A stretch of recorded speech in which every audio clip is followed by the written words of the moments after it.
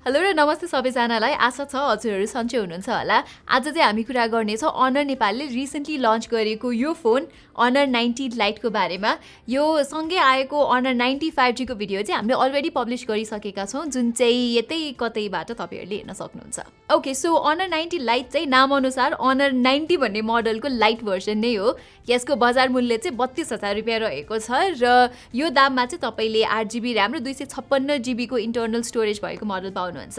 र यदि तपाईँले चाहिँ यो फोन हाम्रो अफिलिएट पार्टनर हुकुट स्टोरबाट लिनुहुन्छ भने यु अल्सो गेट 2700 पर्ने अल्टिमाको Atom 192 earbuds for free. Contact details चाहिँ म तल डिस्क्रिप्सनमा राखिदिनेछु है त। ल अब चाहिँ अनबक्सिङ गरेर यो फोनको रिभ्यू सुरु गरौँ है त। हुन त त्यस्तो केही खासै त छैन अनबक्सिङ एक्सपिरियन्स। फोन बाहेक यहाँ चाहिँ तपाईँहरूले एउटा क्लियर केस पाउनुहुन्छ, सिम इन्जेक्टर टुल छ, 22.5 वाटको फास्ट चार्जर र पेपर वर्क रहेको छ। यहाँ एक्स्ट्रा भनेको चाहिँ 3.5mm टु टाइप सी अड्याप्टर रहेको छ। ल सबैभन्दा सुरुमा त डिजाइनकै कुरा गरौँ है त। आजकल चाहिँ यस्तो बक्सी अनि स्क्वेरिश फर्म फ्याक्टर निकै ट्रेन्डमा छ, अनि त्यही हेरेर अनरले पनि यहाँ त्यस्तै फ्ल्याट फ्रेम्स र स्क्वेयर्ड अफ डिजाइन दिएको छ।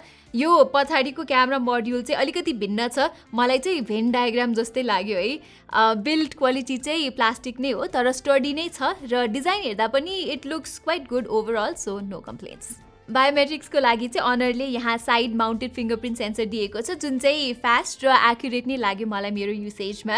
ओभरअलमा चाहिँ अब this is a very well build phone र कलर अप्सन्स पनि ब्लू, सिल्भर र ब्ल्याक गरी 3वटा छ, सो आफ्नो प्रेफरेन्स अनुसार चाहिँ तपाईँहरूले चुज गर्न मिल्यो। Okay, moving to the display. यसमा चाहिँ तपाईँहरूले फ्ल्याट स्क्रिन पाउनुहुन्छ, सानो चिटिक्क परेको होल पन्च नट छ र निकै मिनिमल बेजल्स रहेको छ। र अब तपाईँहरूले थाहा पाउनु पर्ने कुरा चाहिँ यो एउटा एमोलेड स्क्रिन भने चाहिँ होइन, इट्स 6.7 इन्चेसको IPS LCD panel with 90 hertz refresh rate. यो कुरा चाहिँ मैले किन मेन्सन गरिहालेको भने प्राइस हेरिकन चाहिँ एमोलेड स्क्रिन हुनु पर्थ्यो जस्तो लाग्छ मलाई, सिन्स यो फोनलाई तगडा कम्पिटिसन दिने ग्यालेक्सी A24 र रेडमी नोट 12 5G जस्तो फोन्सहरूमा चाहिँ हामीले मजाको एमोलेड स्क्रिन्स पाउँछौँ। त्यति भन्दै गर्दा अनर 90 लाइटको डिस्प्ले त्यस्तो नराम्रो नै चाहिँ भन्न मिल्दैन है।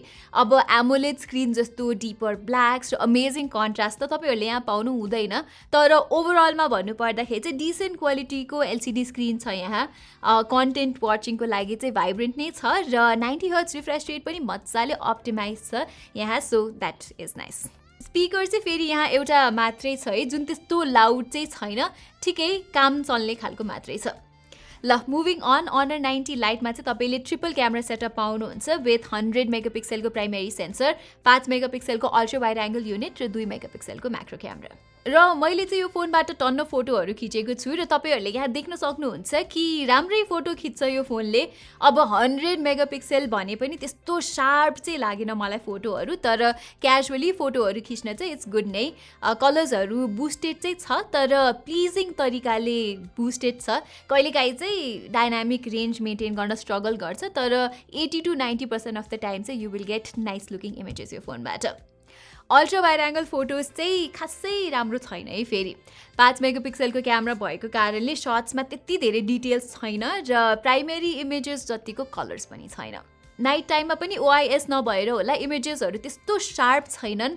नाइट मोड युज गर्दा अलिकति बेटर आउटपुट चाहिँ पाउन सकिन्छ है। तर अब पोर्ट्रेट सट्सको कुरा गर्नुपर्दा अलिकति ब्युटिफाइड इमेजेसहरू चाहिँ खिच्छ अनर 90 लाइटले र अलि ओभर सार्पन पनि गरिदिन्छ कहिलेकाहीँ, तर जेनरली साथीभाइको अर आफ्नै फोटोजहरू खिच्न चाहिँ इट्स नट ब्याड है।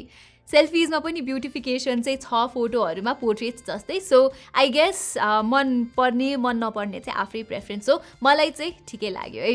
भिडियोजमा चाहिँ इट्स टेरिबल नै। म्याक्सिमम रेजोल्युसन चाहिँ 1080p 30 FPS सम्म मात्र छ, त्यसमा पनि स्टेबिलाइजेसन छँदै छैन, सो धेरै भिडियोहरू खिच्न रुचाउनेहरूको लागि चाहिँ यो फोन त्यस्तो राम्रो अप्सन चाहिँ होइन।